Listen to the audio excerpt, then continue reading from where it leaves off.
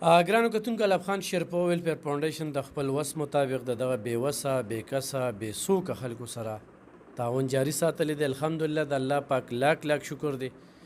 کله چې موږ سوشل ورک کوو نو سوشل ورک کې صرف د الله رضا، هغې کې دا نه چې دا څوک دی او د کوم ځای دی او د کومې پارټۍ دی او د کومې حلقې دی او چا سره تعلق دی، صرف الله سره معاملات ټیک کړو. دا زنانه چې کومه ده دا ځایي د باجوړ ده او دلته په 400 کې اوسېږي.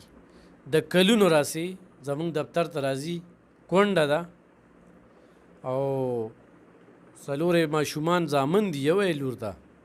نو جون دی ډېر کړمو سره مخ دی. موبایل نمبر په دې وخت کې دوی نه ساتي، موبایل نه ساتي، ګینې چې موبایل یې ساتلو نو مونږ وایي چې یاره څوک ورسره ډایرکټ امداد وکړي، ځکه چې یو خو د فتنې دور دی او بل فتنهګر ډېر پیدا شوي دي. بل هر سړی چې امداد کوي نو نه پوهېږو چې ولې. مونږ خو یو سړي ته وایو چې ته ځان څنګه مطمئن ساتي، نو په هغه طریقه تا مطمئن کوو. خو په دې سخت حالات کې چې دې وخت کې په دې ملک کې د ګراني دومره انتخا ته رسېدلې ده، د غریبو خلکو خدمت وکړې. ضروري نه چې ما سره وکړې، په خپل چم ګاونډ کې د بېوسه بېکسه بېڅوکه خلکو سره امداد وکړې. د څو کالونو دلته راځي؟ یاره 8 کالونه راځو. 8 کالونه. جی ستا ګټه وټه څه ده؟ یاره بس دغه پردی کار مار کوم. څه کار کوې؟ کور کې کار کوو، کله سکول ته ځو. ها سکول کې خالاتوب هم کې؟ جی په دې باندې د بچو له سروړې جی اوس چې راتلې نو په څه غرض راتلې چې ما ته به څه میلو شي؟ الف خان به سودا راکړي، واړو ته ما سودا به راکړي. په دې را روانه شوې؟ جی داسې کور کې څه څه نو؟ یاره اوړه نه وو، دغه غوړي نه وو، سبزي مبزي هم نه وه. جی داسې ټیم راغلی چې په نخر وده شوې؟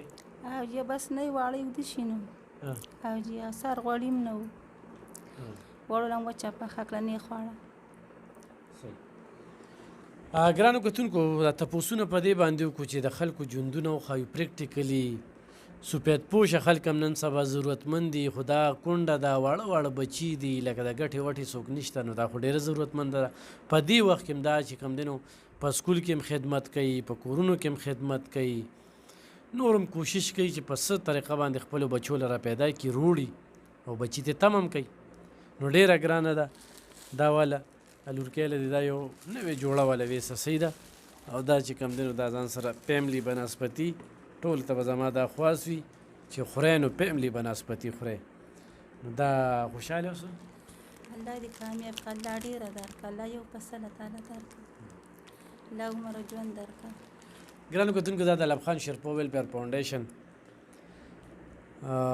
د خپله طرفه دا نه چې موږ وایو چېرې دا پلانکي یا بل یا بل یا بل، خو د دې زنانه چې د غوړو باره کې کوم خبرې وکړلې نو موږ وایو چې په موقع والا دا یو مسله خو خلکو ځي دوا خو به کوي.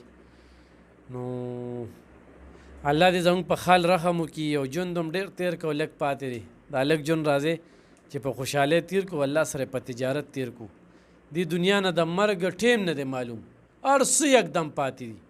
نو چې هر څه رانه یکدم پاتې دي بیا وي په کفن کې هم شک دی، یاره به څوک خیرات کوي، دوا کوي، نه کوي.